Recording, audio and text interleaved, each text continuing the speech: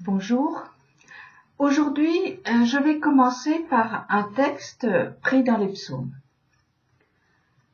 Seigneur, mon cœur n'est pas gonflé d'orgueil, mes yeux ne sont pas altiers.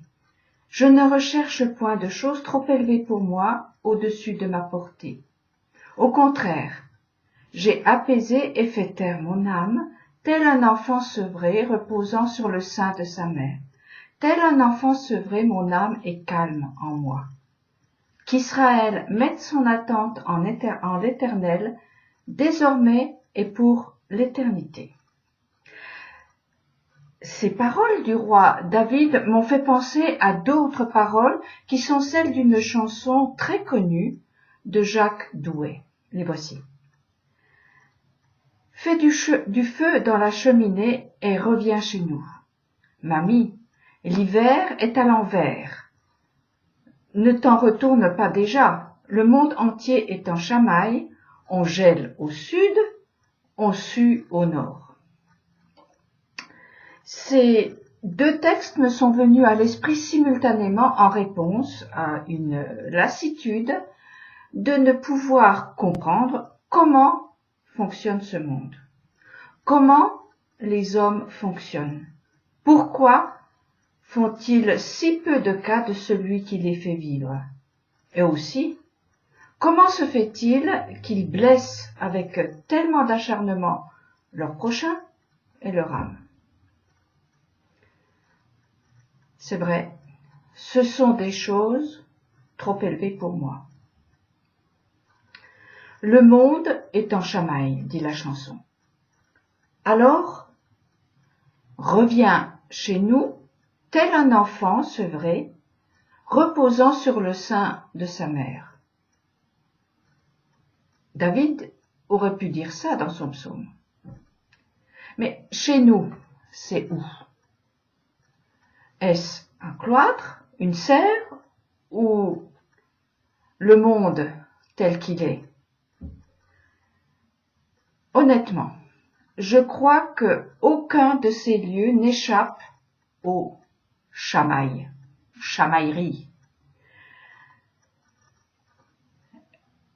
Reste certainement l'expérience d'un roi. Mettre son attente en l'Éternel, désormais et pour l'éternité. Bon, il y a une prière qui vaut ce qu'elle vaut, mais j'aime son état d'esprit. Pardon. La voici.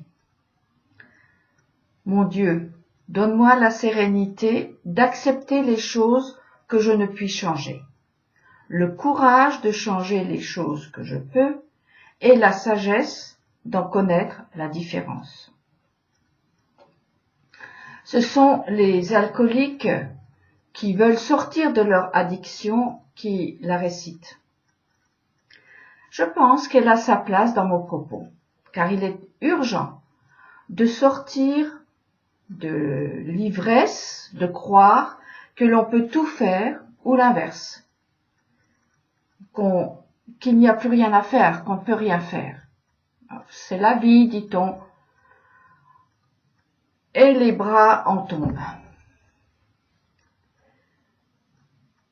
Il est urgent de revenir des sommets des illusions et des gouffres du désespoir.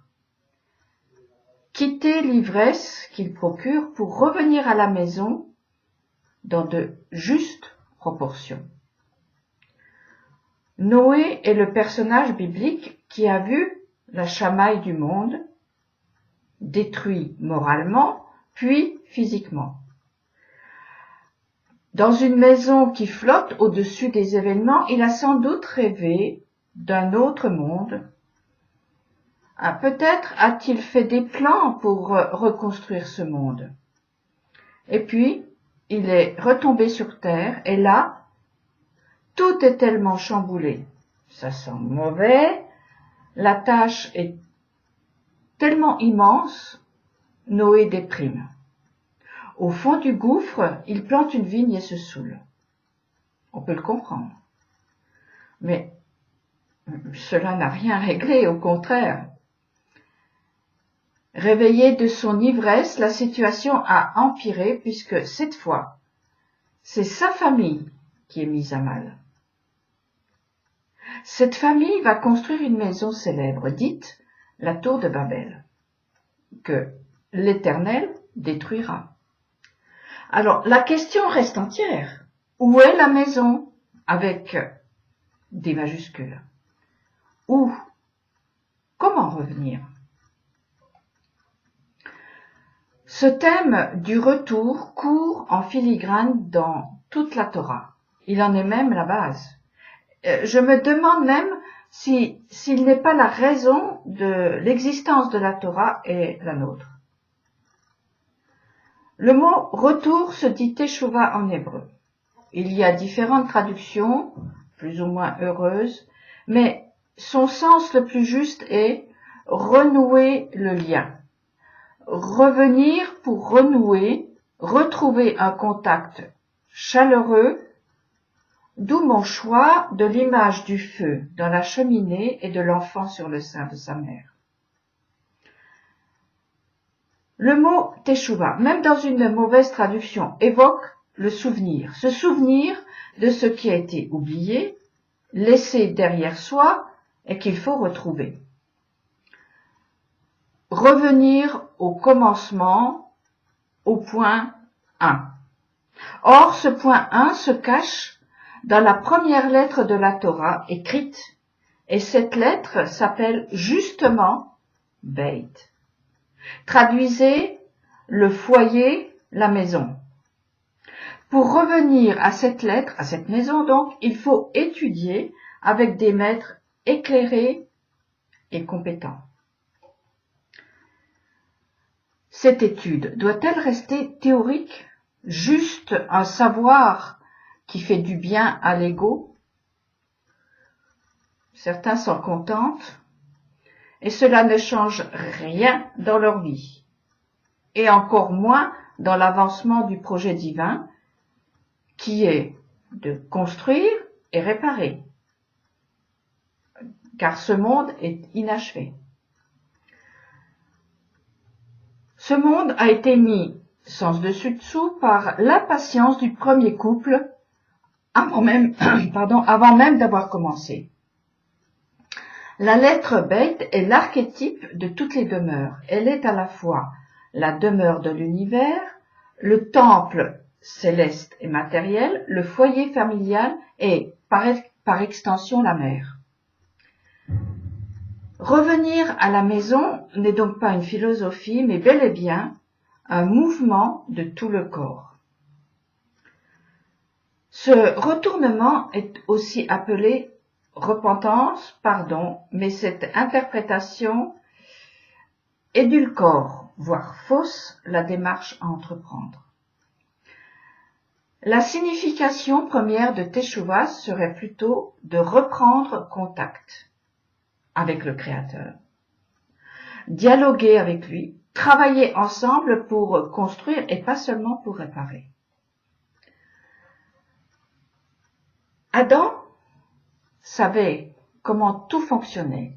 Il avait toutes les capacités pour le faire. Nous, ses descendants, ne nous enivrons pas d'illusions. Son savoir est caché. Nous n'avons accès qu'à de minuscules étincelles, et encore, seulement certains maîtres en Israël y ont accès. Mais doit-on pour autant baisser les bras et laisser les maisons en ruine et dire « c'est la vie, on n'y peut rien ». Penser ainsi est destructeur et en plus c'est un gros mensonge. Non, ce n'est pas ça la vie humaine. Nous sommes descendants d'Adam, tous autant que nous sommes, ses fils. Et le mot « ben », fils donc, veut aussi dire constructeur. De plus, la première lettre de Ben est un Beit. Nous voilà donc revenus à notre vocation, des fils constructeurs. Même si pour pouvoir construire, il faut parfois détruire certaines choses.